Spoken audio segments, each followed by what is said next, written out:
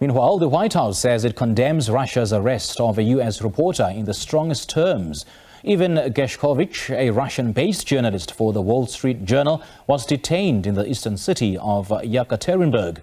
Russia's Federal Security Service says he was spying for the United States, with the Kremlin saying he'd been caught red-handed.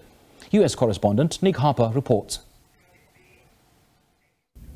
Well, the FSB says that Evan Gershkovich was collecting state secrets, that they had to halt illegal activities that he was carrying out around a Russian military-industrial complex. They also say that he was acting on US instructions.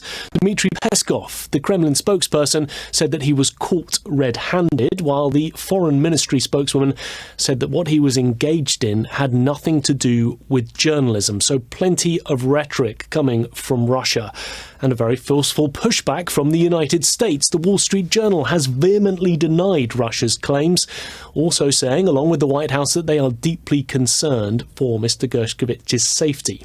The White House Press Secretary Karine Jean-Pierre called the charges ridiculous and unacceptable, and she also warned any American citizens in Russia to leave immediately.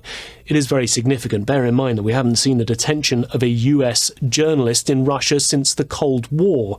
An analyst talking to the Wall Street Journal described this as a new low for US-Russia relations.